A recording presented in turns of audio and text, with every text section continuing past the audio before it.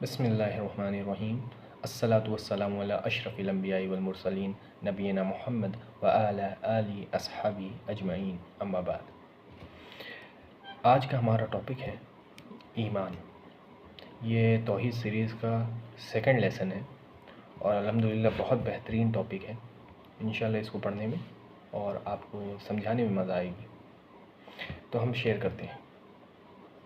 हम लोग अक्सर देखते हैं रमज़ान में जो ख़तीब होता है जब खुतबा देता है तो उसमें एक ये आयत ज़रूर पढ़ता है, ज़्यादातर पढ़ता है, जो कि अल-बकरा की आयत 183 है, 183, जिसमें अल्लाह ताला ने फरमाया या अय्युहल्लज़ीना आमनू कुतिबा अलैकुमुस सियाम, यानी ए मोमिनो तुम्हारे ऊपर रोज़ा मुसल्लत कर दिया गया है। अब इसमें जो शुरुआत का आयत है, आयत का जो शुरुआत का पार्ट है ए मोमिनो, उसको छोड़ के आगे की चीज़ें रमज़ान में ख़तीब समझा देता है। लेकिन ए मोमिनो, यहाँ मोमिन है कौन, इसके बारे में बहुत कम लोग जानते हैं। ईमान जो है, जो जिसके पास ईमान है वो मोमिन है। तो हम इस पे बात करते हैं आज। तो अल्हम्दुलिल्लाह रसूलुल्लाह सल्लल्लाहु अलैहि वसल्लम की एक खुसूसी चीज़ थी, एक उनके अंदर क्वालिटी थी जो जिसको कहते हैं जवामिउल कलिम। यानी वो जब कोई बात बोलते थे, कोई भी चीज़ें बोलते थे, बड़ी मुख्तसर सी बोलते थे, ज़्यादा नहीं बोलते थे। उसमें उस मुख्तसर चीज़ में भी बहुत सी चीज़ें आ जाती थी, दीन का बहुत बड़ा पहलू उसमें कवर हो जाता था। तो इस तरह एक हदीस में रसूलुल्लाह सल्लल्लाहु अलैहि वसल्लम ने कहा कि ईमान के 70 हिस्से हैं और कुछ पार्ट हैं, या 60 हिस्से हैं और कुछ पार्ट हैं। तो इसमें से सबसे बड़ा जो है वह है ला इलाहा इल्लल्लाह। सबसे छोटा जो है वो रास्ते से कोई कंकड़ हटा देना, कोई मुश्किल जो चीज़ रखी हुई है, मुश्किलात पैदा कर सकती है, उसको हटा देना रास्ते से। और हया भी ईमान का हिस्सा है। तो ये जो है सही मुस्लिम की जो हदीस है ये। अब इसमें मामला ये है कि जो भी चीज़ें अल्लाह की बताई हुई हैं, हुज़ूर सल्लल्लाहु अलैहि वसल्लम की सुन्नत में है, वो सब चीज़ें ईमान के अंदर आ गई। यानी रोज़ा, हज, ज़कात, नमाज, तालीम, हर एक चीज़ आ गई इसमें। कैसे, इसके बारे में बात करते हैं। ईमान जो है वो कैटेगरी में डिवाइड किया गया है 3 तरीक़ों से। यानी 3 तरीक़े हैं, इसमें भी कुछ कैटेगरीज़ हैं, इसमें भी कुछ कैटेगरीज़ हैं, इसमें भी कुछ कैटेगरीज़ हैं। तो पहली जो कैटेगरी है जिसके बेसिस पे, जिसको बेस बना के लेवल में डिवाइड किया गया है या पार्ट्स में डिवाइड किया गया है, वो पहला है कि किसकी निस्बत में ईमान की बात हो रही है। ठीक है, तो ईमान अल्लाह की निस्बत में पहला है, ईमान लोगों की, इंसानों की निस्बत में दूसरा, और ईमान ख़ुद की निस्बत में, नफ्स की निस्बत में ये तीसरा है। चलिए बात करते हैं। ईमान अल्लाह की निस्बत में जब काम किया जाएगा तो वो काम जो दिखाता है अल्लाह और उसके बंदे के बीच का रिलेशन, जो कि उस हदीस में ला इलाहा इल्लल्लाह से आ गया, वो अल्लाह ताला के और हमारे बीच में है, वो ईमान का एक हिस्सा हो गया। ईमान का दूसरा हिस्सा जो हदीस के हदीस में जो दूसरा चीज़ बताई गई है कि रास्ते से कंकड़ हटा देना, चीज़ें हटा देना, वो बताता है कि इंसानों से जो है ईमान का जो निस्बत है वो बताती है, क्योंकि इंसान के लिए आप हटा रहे हैं, वो अल्लाह ताला को उससे फ़ायदा नहीं। अल्लाह ताला को तो शुरुआत उससे भी फ़ायदा नहीं है, लेकिन वो अल्लाह ताला और हमारे बीच का है, ये इंसानों के बीच का। अब तीसरी जो चीज़ आती है वो ख़ुद की, नफ्स की। इसमें आता है हया, वो जो हदीस में पार्ट था हया का, वो आ गया अब इसमें। यानी तीनों चीज़ें जो है हदीस में बयान की गई थी वो इसमें आ गई। उस लेवल पे 3 चीज़ें निस्बत के तौर पे अलग अलग तरीके से डिवाइड कर दी गई। तो नफ्स को साफ़ करना वगैरह जो है ये आ जाता है कि ईमान ख़ुद की निस्बत में। ठीक है, अब आते हैं जो दूसरी कैटेगरी बताई थी कि ईमान कौल और अमाल के हिसाब से। पहला था किसकी निस्बत में, तो वो वाला हो गया। अब आते हैं ईमान कौल और अमाल के हिसाब से। तो यहाँ पर एक बहुत ज़्यादा फेमस एक चीज़ है, एक टर्म है जिसको कहते हैं कि अल ईमान तस्दीक बिल कल्ब, इकरार बिल लिसान व अमल बिल जवारिही। यानी कि ईमान जो है वो कल्ब से मतलब दिल से तस्दीक करना है, इकरार करना है ज़बान से, लिसान से, और अमल करना है अपने हाथों से, अमल से दिखाना है। इस पे सबसे सिंपलेस्ट, सबसे बेहतरीन और बहुत सिंपल तरीके से शेख अल इस्लाम इब्न तैमिया ने बताया कि ईमान क्या है। अल ईमान कौल वल अमल, यानी कौल है कहना, सेइंग, और अमल मतलब आप कुछ अमल करना। तो ये दो तरीके से जो है कौल और अमल के हिसाब से डिवाइड कर दिया शेख अल इस्लाम इब्न तैमिया ने। इस पे आ जाते हैं। तो कौल जो है, कौल के अंदर भी दो पार्ट है। पहला है कि जो कौल दिल का कौल है, जो कि दिल में छुपा हुआ है, और एक कौल है जो ज़बान से, लिसान से है मामला। तो कौल बिल कल्ब और कौल बिल लिसान। कौल बिल कल्ब जो है कि उस पर दिल से यकीन करना कि अल्लाह ताला एक है, अल्लाह ताला की सारी किताबें जो भेजी गई हैं सच्ची हैं, अल्लाह ताला मतलब हर एक चीज़ माननी अल्लाह ताला की जो तौहीद के हिसाब से। तो जो आदमी इसको नहीं मानता है वो मुनाफिक हो जाता है, क्योंकि उसके जो लिसान से, अपने ज़बान से तो वो इकरार कर रहा है ईमान का, लेकिन जब दिल में कौल बिल कल्ब नहीं है, जब दिल में ही ईमान नहीं है, वो ला इलाहा इल्लल्लाह नहीं है, तो आदमी मुनाफिक है। तो और दूसरी जगह पे जहाँ पे दिल में अगर ईमान है लेकिन कौल बिल लिसान नहीं किया, जैसे दिल में ईमान तस्दीक किया है लेकिन लिसान से नहीं बोला, ज़बान से नहीं बोला। जैसे कि आ गया अबू तालिब, जो कि रसूलुल्लाह के चचा थे सल्लल्लाहु अलैहि वसल्लम। उन्होंने दिल में कुछ ईमान था, कुछ प्रोफेसीज हुज़ूर सल्लल्लाहु अलैहि वसल्लम की मानते थे, लेकिन वो बोले नहीं, काफिर रह गए। वो लिसान से अपने बताए नहीं, काफिर रह गए। तो इस वजह से उनके साथ काफिर जैसा सलूक होगा, ठीक है। और उनका जो दिल का ईमान था वो भी ख़त्म हो गया उस वजह से, क्योंकि बोले नहीं। अब इसी वजह से जब हम लोग देखते हैं तो ये आ जाता है ला इलाहा इल्लल्लाह मोहम्मद रसूलुल्लाह के बीच में, उसमें आ जाता है मामला। जो ला इलाहा इल्लल्लाह जब हदीस पहले बयान किए थे तो 70 पार्ट वाली जो हदीस थी उसमें ला इलाहा इल्लल्लाह जो था वो इसमें आ गया, कौल बिल लिसान और कौल बिल कल्ब में, जो ला इलाहा इल्लल्लाह प्रूव करना। अमल पे आ जाते हैं, इसमें भी दो हैं। पहला है कि अमल बिल कल्ब, और दूसरा अमल अल कल्ब, और दूसरा है अमलुल जवारी, यानी दिल से कोई अमल करना जो कि छुपा हुआ है, और एक मतलब क्या नाम है, हाथों से अपने बॉडी पार्ट से काम करना, वो हो गया अपेरेंट, वो दिखता हुआ। तो अमल दिल का, अमल का कल्ब क्या मामला है कि इंकियाद, अर्रजा, खौफ, तवक्कुल, ये सब जो चीज़ें हैं। और सबसे जो हदीस में आई है हया हदीस में आई थी, तो वो इसमें आती है। और जो आता है मतलब हाथ का जो अमल का मामला, वो पत्थर जो हटाने वाला मामला था। तो ये हो गया। अब तीसरे पे आ जाते हैं, जो कैटेगरी पहली हो गई हमारा जो निस्बत के हिसाब से, दूसरी हो गई जो शेख अल इस्लाम इब्न तैमिया ने बताया कौल और अमल के हिसाब से, और तीसरी जो आती है वो भी शेख अल इस्लाम इब्न तैमिया का है, वो लेवल के हिसाब से। तो इसमें 3 लेवल आता है। तो अब इस पर भी बात कर लेते हैं, और ये सबसे इम्पॉर्टेंट पार्ट है लेसन का। अब जो है हदीस में जैसे बताया गया कि सबसे बड़ा जो पार्ट है वो कलिमा है, ला इलाहा इल्लल्लाह। ईमान का सबसे बड़ा हिस्सा ला इलाहा इल्लल्लाह, सबसे छोटा जो है वो रास्ते से हटा देना। तो अब बड़ा और छोटा दिखा रहा है ना, तो इसका मतलब ये बीच में ऐसे ऐसे लेवल है इसके। तो हम लोग ऐसे ऐसे करके ना 3 लेवल में लोग कर दिए हैं, पहले सबसे बड़ा, उससे छोटा, उससे छोटा, ठीक है। तो अब लेवल के हिसाब से देखते हैं। तो शेख अल इस्लाम इब्न तैमिया ने क्या बताया, सबसे पहला लेवल जो है असलुल ईमान, ठीक है। अब इसके बिना ईमान ख़त्म हो जाता है, ठीक है। और अगर ये नहीं रहा तो ईमान ख़त्म हो जाएगा और आदमी का ईमान मनसूख हो जाएगा, ठीक है। जैसे सूरह फातिहा जब नमाज में पढ़ी जाती है, अगर नहीं पढ़ेंगे तो नमाज ख़त्म, आपकी नमाज मनसूख, ठीक है। आप कैसे भी पढ़ें, लेकिन फातिहा नहीं पढ़ेंगे तो नमाज मनसूख। तो आप असलुल ईमान आपके दिल में नहीं है और आप कुछ भी करें तो ये मामला कोई आपको फ़ायदा नहीं पहुँचाएगा। तो इसलिए ईमान का कुछ भी हिस्सा छोड़ा जाए ईमान मनसूख हो जाएगा। इसलिए हर पार्ट को पूरा करना ज़रूरी है, कामिल तौर से मानना ज़रूरी है, ठीक है। जो इसको कामिल तौर पर नहीं मान पाएगा वो मोमिन नहीं है, और जो नहीं कर पाया, जो मोमिन नहीं है, वो काफिर है। यही है फुरकान, ये हक और बातिल को जो अलग करता है।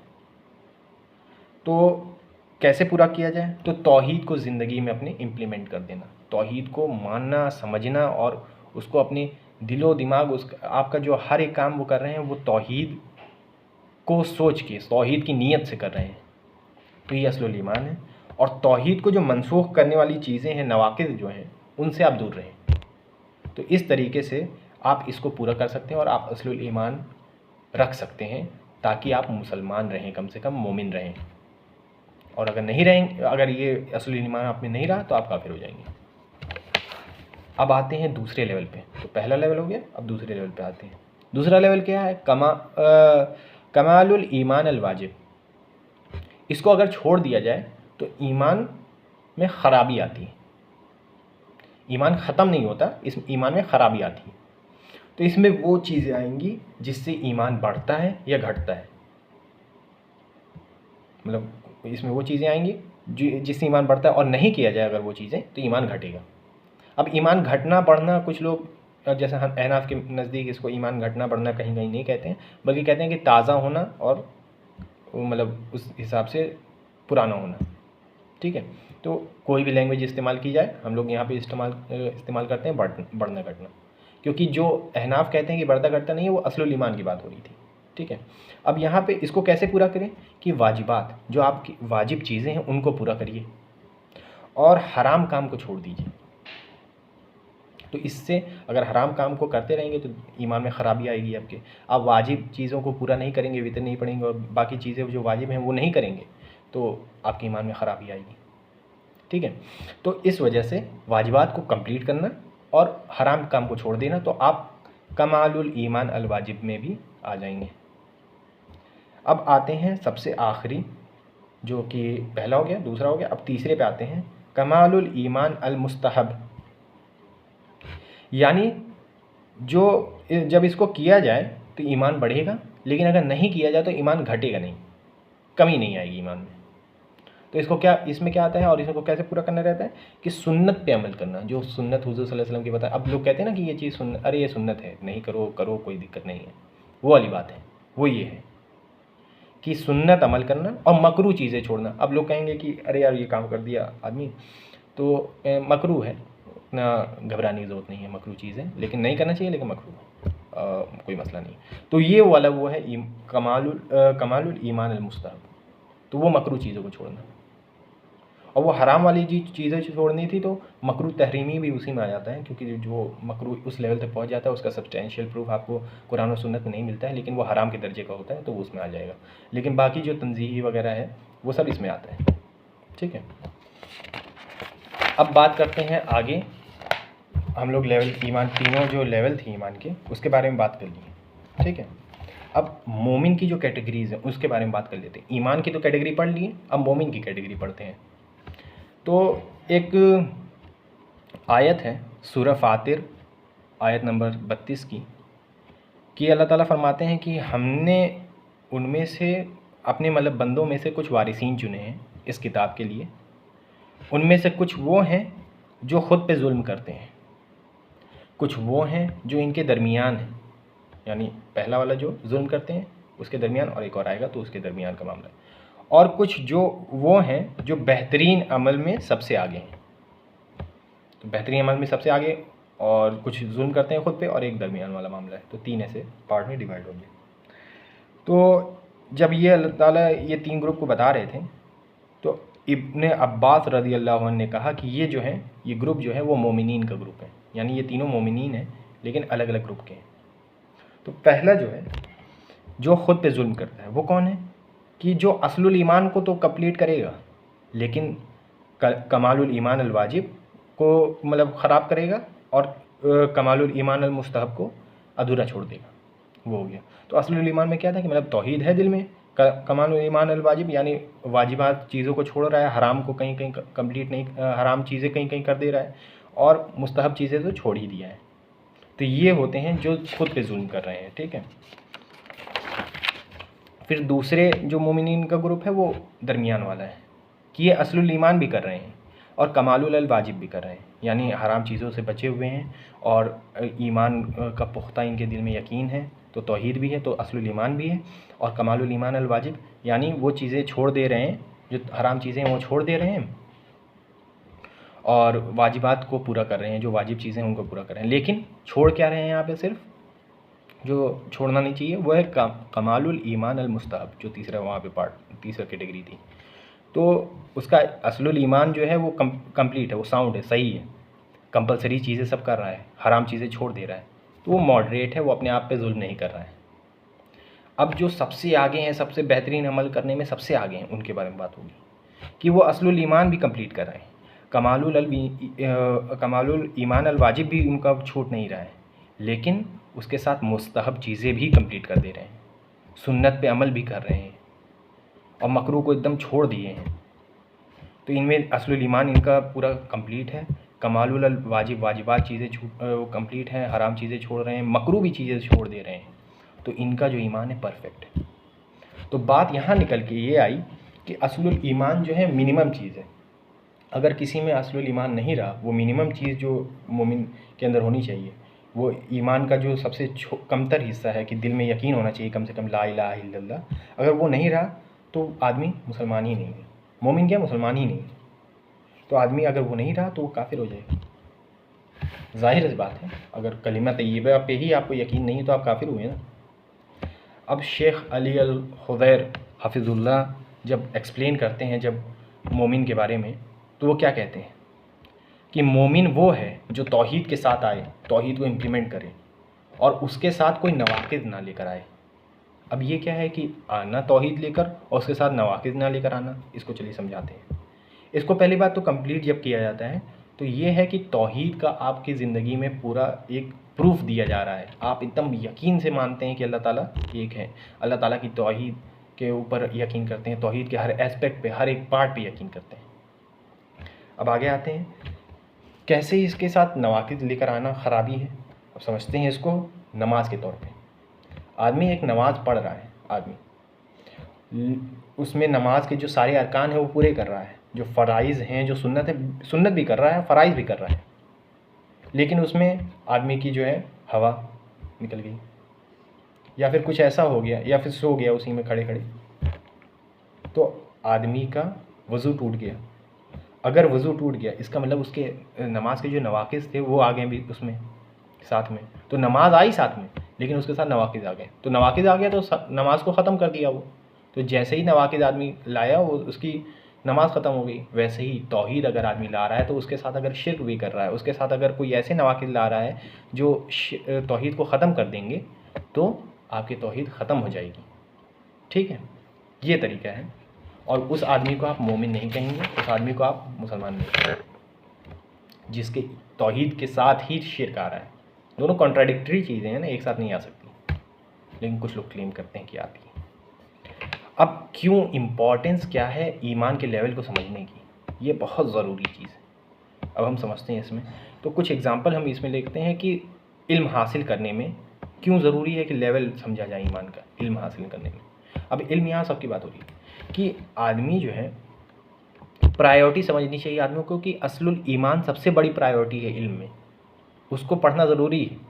अब आदमी ये कहता है कि मेरे पास इतना टाइम नहीं है कि मैं तौहीद के बारे में पढ़ सकूं, लेकिन उसके पास इतना टाइम है कि वो कंप्यूटर साइंस के बारे में पढ़ रहा है, उसके पास इतना टाइम है कि वो बायोलॉजी के सामने पढ़ रहा है, फिज़िक्स के इतने बेहतरीन और इतने मुश्किल न्यूमेरिकल्स लगा रहा है, लेकिन असलुल ईमान का नहीं पता। और क्या कह रहा है कि वक्त नहीं है मेरे पास। प्रायोरिटी वाली बात हो रही है यहाँ पे, यानी उसके लिए आखिरत ज़रूरी नहीं है, उसके लिए दुनिया ज़रूरी है। हाँ, हम ये नहीं कह रहे हैं कि फ़िज़िक्स छोड़ दीजिए आप, वो पढ़िए मत, कंप्यूटर छोड़ दिए आप, वो पढ़िए मत, लेकिन प्रायोरिटी की बात होती है। असलुल ईमान होना ज़रूरी है, असलुल ईमान को पढ़ना ज़रूरी है। ऐसे आदमी, अब जैसे घर बनाया है किसी आदमी ने, तो घर का जो है सबसे इजी, अब ये कहा जाए कि भाई इजी वाला मामला है, मैं तौहीद को पढ़ने में इतना ज़्यादा इंटरेस्ट नहीं हूँ, मैं बहुत शुरुआत से स्टार्ट करूँगा, कायदा ही स्टार्ट कर लेता हूँ। ठीक है भाई, तजवीज़ आप सही करना चाह रहे हैं कुरान को पढ़ने के लिए, लेकिन ईमान जब दिल में आपको पता ही नहीं ईमान का मतलब क्या है, आपको तौहीद के बारे में नहीं पता है, तो आप यहाँ से क्या स्टार्ट कर रहे हैं। अब आप घर बनाते हैं कोई, तो वहाँ पे शुरू ही में आप कपड़े के लिए हैंगर लेने लगे, जो आसान आसान चीज़ें वो लेने लगे, तो घर का कोई मतलब है, घर बनेगा ही नहीं। घर के लिए सबसे पहले फाउंडेशन आप लीजिए, उसकी ज़मीन लीजिए, उसका सामान लीजिए घर बनाने के लिए, फिर जाके आपको अंदर जो डेकोरेशन वाली चीज़ें वो लेनी है। तो आसान चीज़ें पहले नहीं करनी है। जो कायदा पढ़ रहे हैं आप, तो आसान चीज़ें तुरंत उड़ा के नहीं पढ़ना है। तौहीद को, असलुल ईमान को सबसे पहले फ़र्ज़ बनाना है, आपको अपने ऊपर प्रायोरिटी बनानी है, वो पढ़ना है। ये तरीका है। अब ये नहीं कहा जा रहा है कि आप तजवीज़ को छोड़ दीजिए, एकदम अब कायदा पढ़ना बंद कर दीजिए। आपको ये कहा जा रहा है कि प्रायोरिटी बनाइए, अकीदे पे ज़्यादा वक्त दीजिए। ठीक है, आगे हम बात करते हैं दावत में। जो आजकल के दाई हैं, जो शेखैन हैं, शयूख हैं, वो लोग क्या करते हैं कि वो लोग अपने जो स्टूडेंट्स हैं उनको फंसाए रहते हैं नमाज के फ़राइज़ पढ़ाने में, वज़ू के फ़राइज़ पढ़ाने में, बल्कि और ज़्यादा चीज़ें आगे चले जाएँ तो कि सिगरेट हराम हलाल के ऊपर ये सब। अब ये सब चीज़ें ज़रूरी हैं, लेकिन प्रायोरिटी वाली बात हो रही है। अब असलुल ईमान उनको दावत देना सबसे अहम है। रसूलुल्लाह सल्लल्लाहु अलैहि वसल्लम ने जब दावत देना स्टार्ट किया तो 13 साल तक तौहीद की दावत दी है, शरीयत की नहीं। शरीयत की उसके बाद दी है। हम लोग के पास शरीयत आ गई, हम लोग को शरीयत भी पहुंचानी है, लेकिन जब आदमी का असलुल ईमान ठीक नहीं है तो उसकी नमाज और कोई चीज़ें उसके फ़ायदे में नहीं आएंगी। तो दावत में जब एक आदमी को समझना चाहिए कि वाजिबात भले ही उसके छूट रहे हों, तौहीद में कोई कोताही नहीं होनी चाहिए। ये एक तरीका है। अब आखिरी एक जगह पे और ये चीज़ें ज़रूरी हैं दोस्त बनाने में। आदमी दोस्त बनाए तो अहलुल शिर्क को दोस्त ना बनाए। ये बात मैंने अभी एक वीडियो में बताई थी कि दोस्ती का कितना बड़ा इम्पैक्ट है आदमी के ऊपर, अच्छे सोहबत का कितना बड़ा इम्पैक्ट है। तो आदमी को जो सुन्नत की चीज़ें हैं उनको हासिल करना चाहिए। इमाम अहमद की मुस्नद अहमद में एक हदीस है कि सबसे बेहतरीन जो स्ट्रॉन्गेस्ट होल्ड है ईमान का, जो ईमान की मजबूती है, वो ये है कि आदमी उस चीज़ों को हेट करे, उस चीज़ों से नफ़रत करे जिससे अल्लाह नफ़रत करता है, उस चीज़ों से मोहब्बत करे जिससे अल्लाह मोहब्बत करता है। उन लोगों से नफ़रत करे जिससे अल्लाह नफ़रत करता है, और उन लोगों से मोहब्बत करे जिससे अल्लाह मोहब्बत करता है, भले ही वो आपके नफ्स के ख़िलाफ़ जा रहा हो। तो जब मोमिन मिलते हैं तो अल्लाह की रज़ा के लिए मिलते हैं, जब अलग होते हैं, दुश्मन बनते हैं, तो अल्लाह की रज़ा के लिए दुश्मन बनते हैं। ये आपको समझना ज़रूरी है, ये आपको अपनी ज़िंदगी में लाना ज़रूरी है। ये आप तभी समझ पाएंगे जब तौहीद की अहमियत समझ पाएंगे और ईमान की मतलब समझ पाएंगे ईमान का। और यही आपको तरीक़ाकार अपनाना है जब आप अपने लिए अपने दीन का एक साथी चुन रहे हों, आप शादी करने जा रहे हों। आप अपने लिए बीवी ऐसी चुनें जो अहलुत तौहीद हो और अहलुल शिर्क से दूर हो, अहलुल शिर्क से नफ़रत करने वाली हो। आज के लिए बस इतना ही। वल्लाहु बिल सवाब, वल्लाहु आलम बिल सवाब, वल्हम्दुलिल्लाहि रब्बिल आलमीन।